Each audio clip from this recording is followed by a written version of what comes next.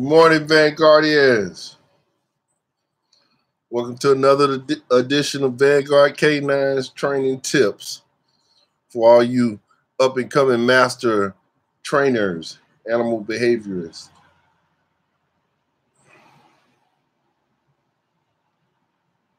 Mr. Underwood, how you doing this morning?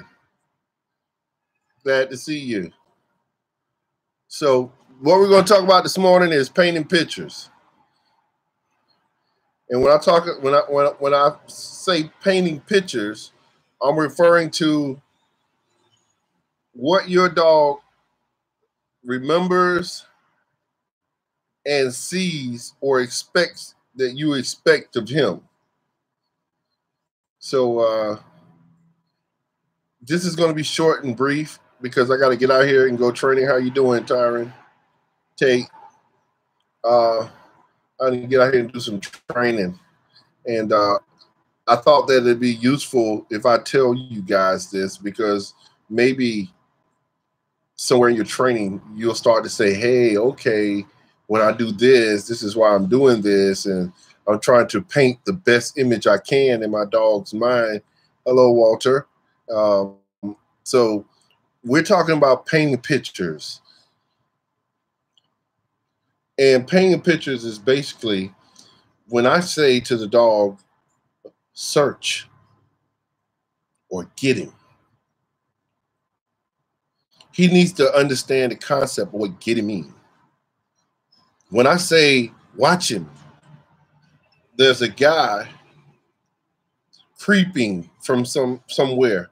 Sometimes it may not be visibly in front of him, so we play that game, and it may be a guy that's somewhere around and he's going to pop out from somewhere. So visibly, he can't see him, but verbally, there's a picture should be painted in his head that when I say that trigger word, it's going to happen. Now, what you guys have to remember is with your dog, you never want to play games with your dog and it's not happening. For instance, how you doing, Dolphin? So imagine Mr. Underwood and I are in the middle of a training session or about to go in a training session, and we're just running around, his dog standing there. And he says, get him. And then he started laughing, and nothing happens when he says, get him. Then why do that? Because that's not the picture you're painting in the dog's head. So my thing would be, if you say get him, especially in the beginning development stages of training, as soon as you say get him, the reaction of what getting means should happen. And so if we say get him and there's a guy in front of him and the guy does something irate or intimidating to the dog and run off, and you say good boy and that's what you want him to do is bark or act like he's going towards the guy, then we painted that picture that a guy's there and you do that and the dogs and the reaction should be you go out to bite him or you bark to alarm him and warn him. And then we may do some sessions where I'm behind the tree and Mr. Underwood says, get him. And all of a sudden when he say get him, I jump out immediately, making noise from behind him. So now we painted a picture that when we say get him, the guy could come from anywhere. And these dogs remember these pictures in their mind and the response of what they should be doing, the action of what they would be doing when we mimic those trigger words over and over again. So it's about painting a picture. If we get out here and Walter has his dog about to do searching, he's about to teach his puppy searching. Every time he does like this, search, look, find. Whenever he does that, it's always something there. After a while, we paint a picture in the dog head when we go, search. When we do that, there's something's down there. So imagine you having a treat in your hand or a ball, and you have it in your hand and you show it to the dog and you do like that and it drops out and roll out. So after a while in his mind, the picture is when he does that, it falls out. When you see the dog doing that, he feel like, I missed it. Where did it go? Then he start dropping his nose after 4 or 5 sessions, 7 or 8 sessions, 10, 11, 12, 13, 14 sessions. When the light bulb goes off, when the light bulb goes off in his head, he'll begin to drop his nose. So every time you train your dog, think about what you're going to train your dog, how you're going to do it. I always talk about premeditated. I'm talking about we're thinking about what we're going to do, how we're going to do it. Before we do it, we already have the dog on leash and we go straight to take the dog out of the kennel, straight to training, or pick him up and bring him to the training spot and we start training. So we're painting a picture in his mind when he get out that he's working. And so that's what we're doing. What we got going over here on this morning. So we said, okay. What's up, peeps? Our body language is readable. Yes, the body language is always readable. So that's why most of the time you should just, your posture, don't try. After a while, they start reading that. But when they become perfectionists, I believe that after a while, and these trigger words are locked in their mind and they're locked into the game, we can change our body language in certain ways that they still perform, which is a good thing. But, you can conduct yourself in a certain way or your postures in a certain way when you do certain things, and they figure it out when they're first starting because they're looking at you. They're trying to figure out what's going on. They're creatures of habit. So my thing is when you guys are painting pictures in your dog head, don't play with your dog unless you're serious about what you're finna do, how you gonna do it, and what we're gonna do. What do you feed your dog? Man, I feed my dog all kind of stuff. I got some of everything in there. I got Taste of the Wild. I got Blue Buffalo. I got all kind of stuff. Let me see. Now see that I'm gonna get up and I'm gonna just grab this little bag here.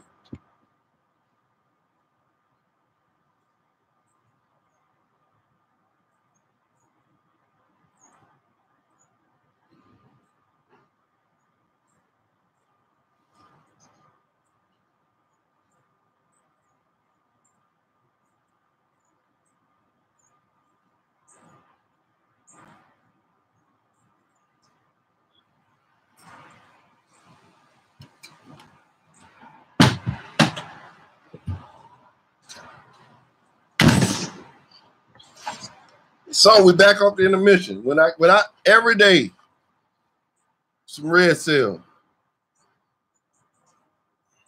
This is vitamin, minerals, copper, everything. Zinc, iron, E, A, D, C, B12, K. You want to keep them fat? There you go. Now I showed you. You're gonna ask me that same question again. What do you feed your dog? I'm showing you, so you don't ever have to ask me.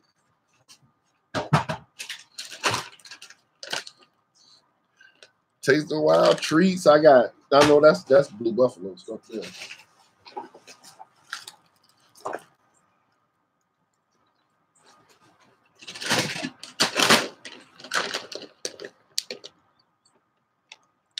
High in protein and fat. A little bit of cat food mixed up in there. Throw some extra muscles on them, buff them up.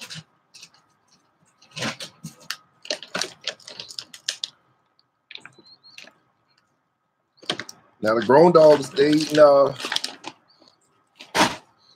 that purple bag out there? Can't remember, a dime or something. The diamond and Taste of the Wild mixed for the adult dogs. So diamond and Taste of the Wild. And my puppies, this stuff here, mixed with this stuff here, mixed with this stuff here. Drop some of this stuff here. And then I got canned food and other stuff I mix into it. I make a big slop. Drop some of this in there. Drop some of this in there. So I dump a lot of money into my dogs. A lot of people, they may think that it's just about selling dogs, but it's about animal care. And I drop a lot of care. I drop a lot of money into those dogs. That's why I ask for the kind of money I get. Not just breeding dogs in the bag, letting them have babies, don't worm them out, don't do anything. It's on schedule. You know, so, but at the end of the day, you feed what your pockets can afford.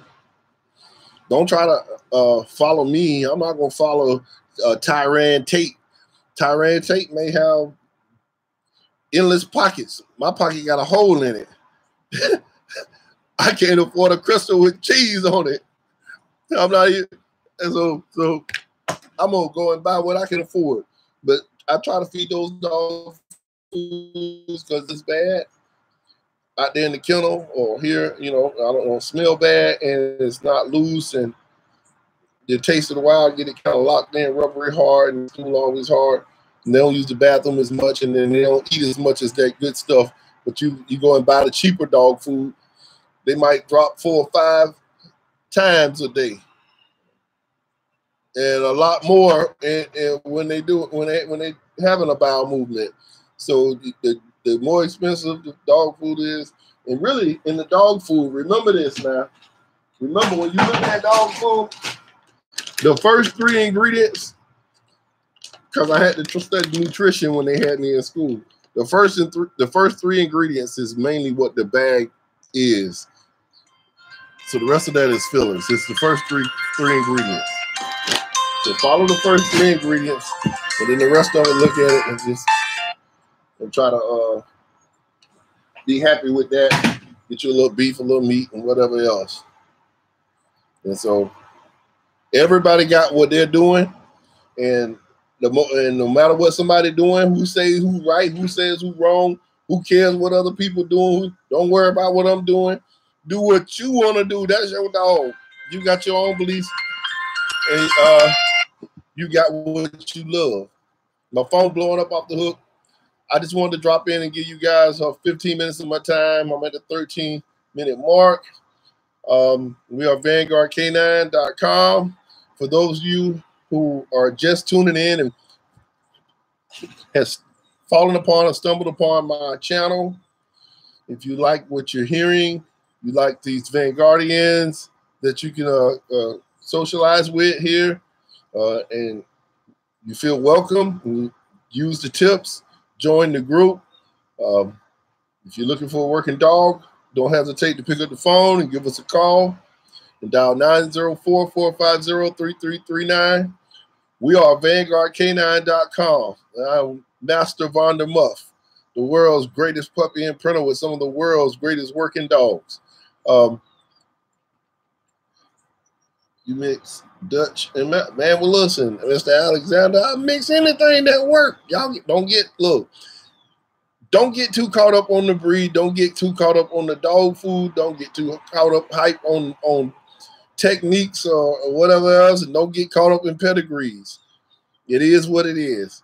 If you got a Mal and he got 2 toes and a green purple tail and a pink head, who cares?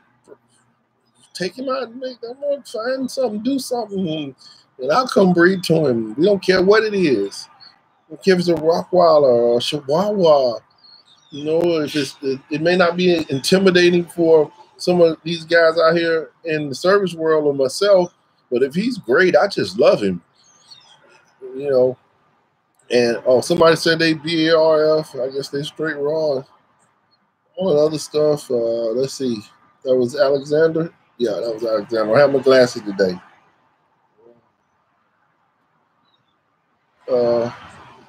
Now, Alexander, you know I know what barf means now.